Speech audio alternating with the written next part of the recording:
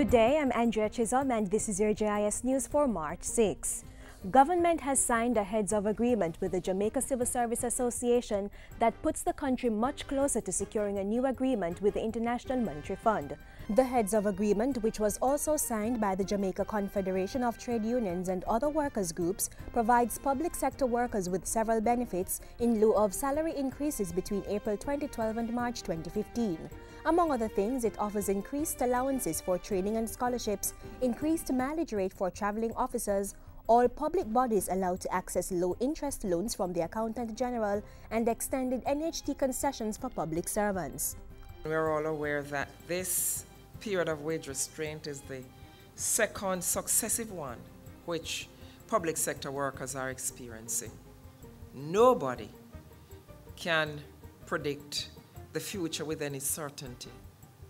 Yet, I am convinced that Jamaica can grow its way out of the situation in which we now find ourselves.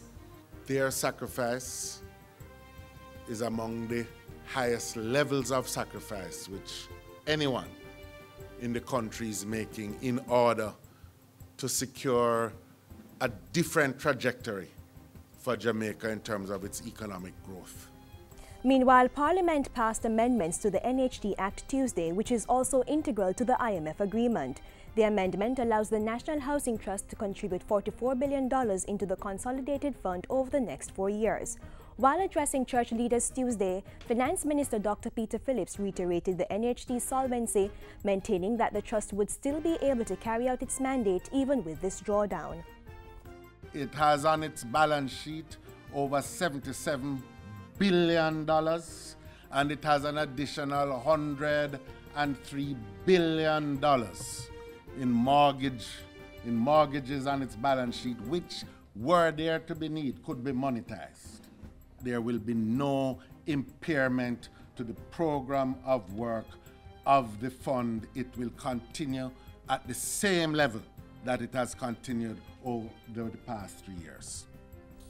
And church leaders were given a fulsome update on the government's economic reform program during Tuesday's top-level meeting with key government officials. In addition to the finance minister, the group had discussions with Education Minister Ronald Thwaites and Prime Minister Portia Simpson Miller. Church leaders were updated on the pending agreement with the IMF, the country's debt status, and the plans to grow the economy. The Prime Minister underscored the importance of the meeting, saying the religious representatives should spread the word to their community. The church still represents the largest constituent body in the nation, with organized leadership and representation of people from every strata of the society. Government will be stepping up its enforcement activities to ensure good sanitation on the Pedro Keys in the coming days. Government commenced an immediate cleanup of the Keys after the Jamaica Environment Trust jet pointed to improper solid waste management and other sanitation problems in September last year. Over 1,000 bags of garbage and other solid waste material were removed, and Agriculture and Fisheries Minister Roger Clark says additional funds have been identified to continue that process for a year.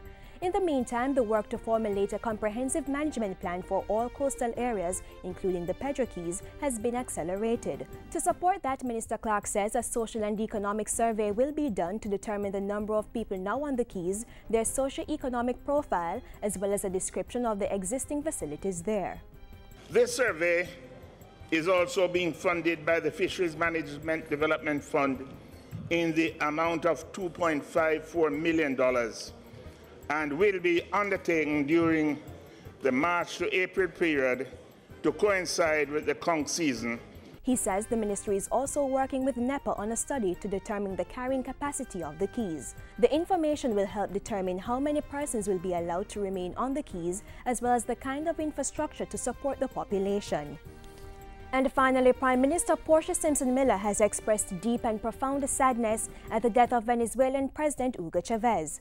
In a statement, the Prime Minister described Mr. Chavez as a faithful and devout friend of Jamaica. Speaking to her personal relationship with him, Mrs. Simpson Miller said the Venezuelan president was a sincere, jovial and vociferous and committed leader in the defense of the rights and welfare of the most marginalized and vulnerable in the society. She also pointed to his fight to correct inequalities in his country, the Americas and the Caribbean region, adding that his commitment to the Petrocaribe Agreement was a living testimony of the high esteem in which President Chavez held the people of Jamaica and the region. And that's it for JIS News today. I'm Andrea Chisholm. Thank you for watching.